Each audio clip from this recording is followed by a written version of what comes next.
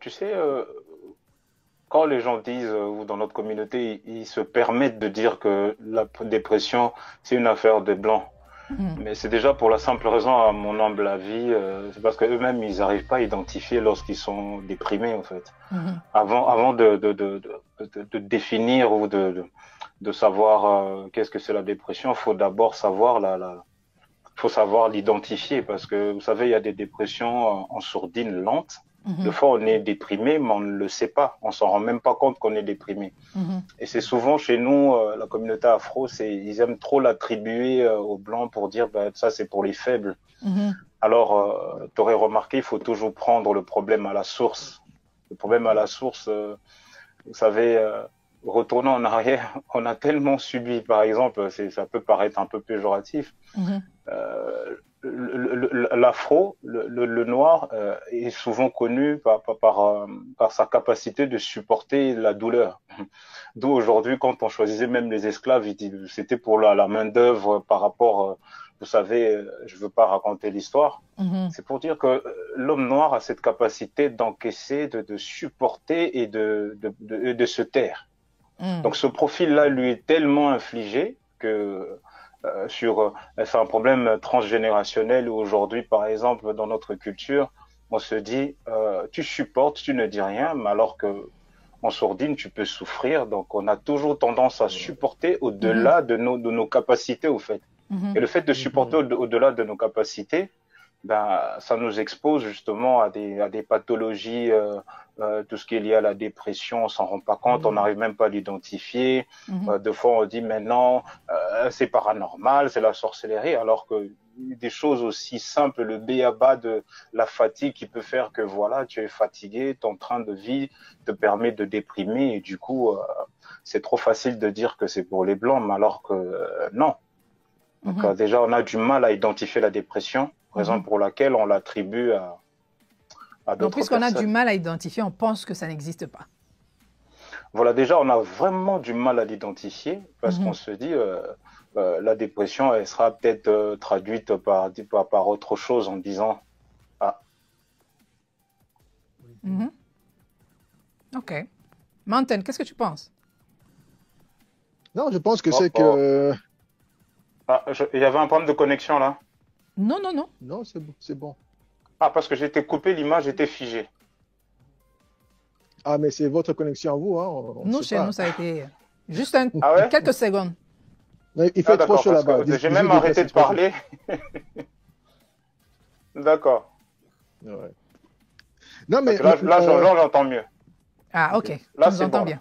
C'est bien. Mhm. Mhm, Non, mais notre ami Maître Gabriel l'a très bien dit, hein, donc ça nous a été inculqué, c'est-à-dire enfin, supporter la douleur en silence, se mhm, taire, ne rien dire, supporter le poids de la douleur sans rien dire et puis faire semblant que tout va bien.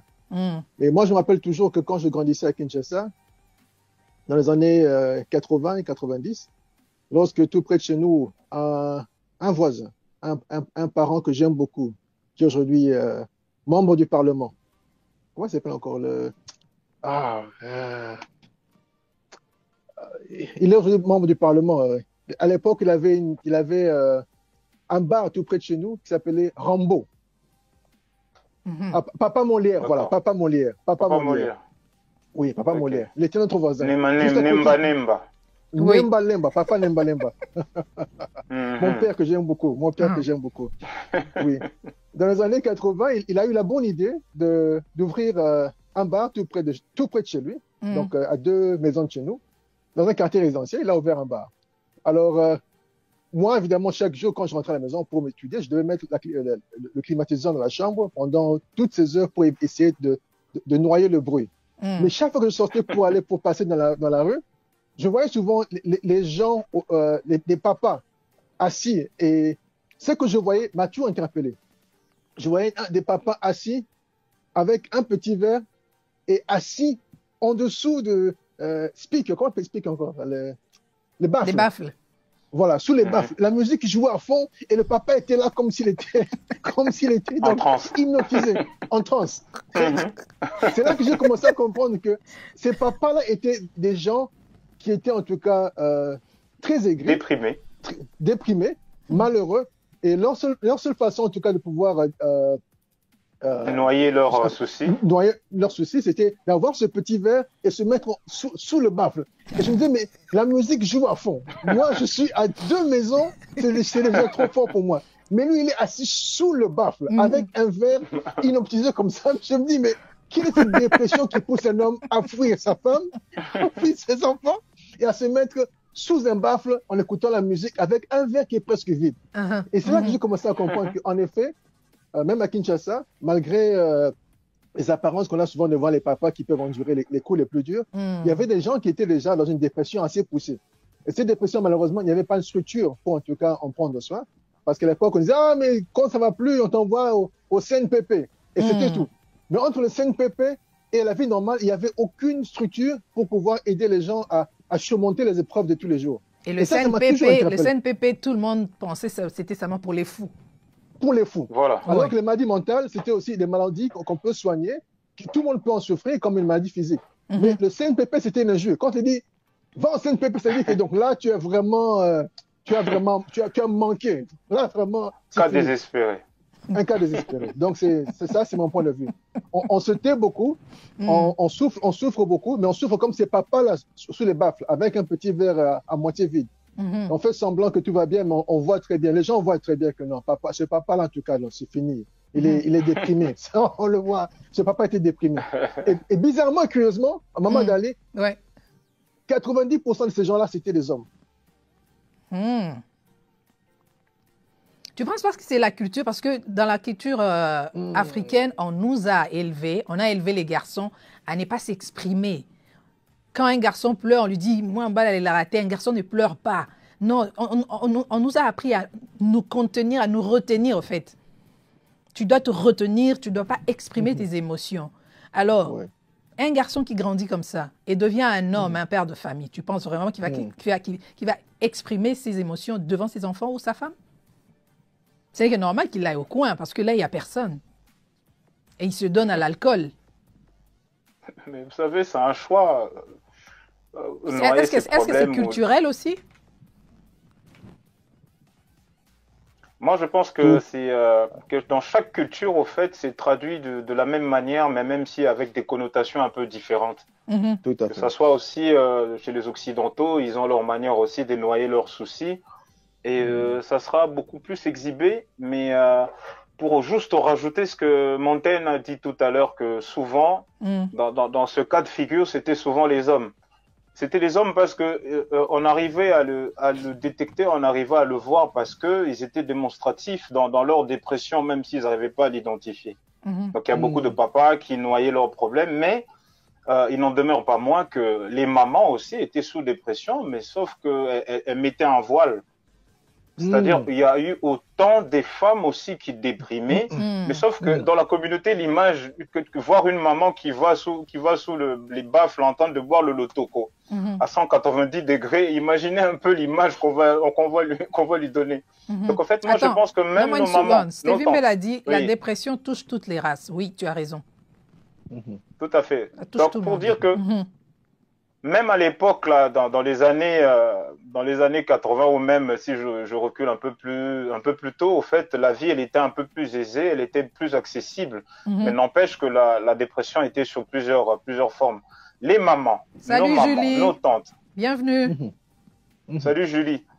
Nos mamans, nos tantes, nos sœurs, déprimées, mais de manière, vous savez, elles s'effaçaient. Elle pouvait se réfugier dans le travail, peut-être dans les tâches ménagères, mais il y a eu beaucoup de femmes qui ont été déprimées, qui ont même ramené leur dépression dans leur vie de couple une fois qu'elles étaient mariées. Donc, elles avaient développé déjà toute une grosse quantité de dépression qui aujourd'hui, qui ont donné des enfants qui ont eu des problèmes même où tu vois une maman enceinte pendant toute sa période où elle est enceinte, elle a déprimé, ou même avant et après, ça donne des enfants avec des pathologies, drépano et tout ce que tu veux, qui a des problèmes de chromosomes, tout ça. Peut-être que Roxy pourra peut-être confirmer, peut-être que je dis des bêtises, mais ça a peut-être un impact. Ça a un impact. Les femmes aussi dépriment. Les femmes dépriment en Afrique. Donc, elles déprimaient beaucoup, mais elles le cachaient. Nos mamans ont déprimé, Même si elles étaient là, elles étaient en pagne, elles mettaient leur foulard, elles faisaient toujours à manger pour tenir tête, pour tenir face, mais elles étaient en train de déprimer. Elles déprimaient, mais elles ne disaient rien. Raison pour laquelle, quand elles arrivent à un certain âge, il y a toute une explosion. On se dit, mais pourquoi seulement à un certain âge, toutes les maladies viennent? Parce qu'il y a eu un stockage. Il y a eu un stockage, même un disque dur, à un moment donné, il faut faire un lavage, les antivirus. Donc, nos mamans, nos femmes, il n'y a pas eu, je complète encore, il n'y a pas eu une structure d'accompagnement pour aider les gens avant l'étape de CNPP. Vous voyez un peu, donc c'est bien dommage, quoi. Non, mais c'est que la vérité, elle est là. Hein. Mais juste pour revenir un peu en arrière par rapport à ce que disait Maître Gabriel, c'est que j'ai vu aussi des femmes. J'ai aussi vu des femmes fréquenter ce bar mythique que j'appelais Rambo. C'était même le nom du bar, Rambo. C'était à l'époque où Rambo était sorti et c'était vraiment l'apogée. Donc il a créé un bar, il a mis les fichiers de Sylvester Stallone avec son bazooka et on appelait ça Rambo. Alors, Rambo a tiré la bombe. Super le concept. Bah oui, c'est extraordinaire. J'ai fait la sociologie sans le savoir. J'ai fait la sociologie sans le savoir. Entre 14h et 19h, c'était les papas. Les papas, ils étaient là, la musique jouait à fond, le bar était presque vide, chacun prenait un coin en dessous d'un baffle et se mettait là pendant des heures avec un verre à moitié vide. Les mamans, les femmes arrivaient plus tard, à la tombée de la nuit, entre 19h et 20h. Mais elles, lorsqu'elles venaient, elles étaient un peu plus gaies. Alors, dans cette gaieté, j'imagine qu'il y avait certainement certaines dépressions qu'elles cachaient, ça c'est vrai. Et elles étaient beaucoup plus gaies, elles parlaient beaucoup plus. Et évidemment, on les traitait des femmes légères. Alors qu'en Occident, une femme qui va dans un bar pour essayer de prendre un petit verre, c'est tout à fait normal. Elle prend juste son temps. En Occident, oui, c'est justifié. Voilà. Elle prend juste son temps et bon, elle a le droit d'aller où elle veut. Oui. Alors que chez nous, c'était mal vu. Et ces femmes-là, généralement, elles venaient pour nuancer leurs soucis, mais elles étaient plus gaies, plus bavardes et plus gaies que les hommes qui étaient là déjà à 20 heures, déjà complètement saouls et silencieux toujours. Et là, je me disais, mais le poids de cette dépression, c'est pas possible. Donc, ça veut dire que, en tant que je me disais, mais c'est ça le mariage. Donc, les hommes se marient, il a des enfants, il a une femme, il fuit sa maison, il va se réfugier dans un bar, sous un bar. Mais ça m'a vraiment déjà choqué. Ça m'a vraiment choqué. Et malheureusement, c'est vrai que dans la culture d'où on vient, un jeune homme, généralement, on lui disait, mon bal, elle est ratée. Il faut encaisser les coups.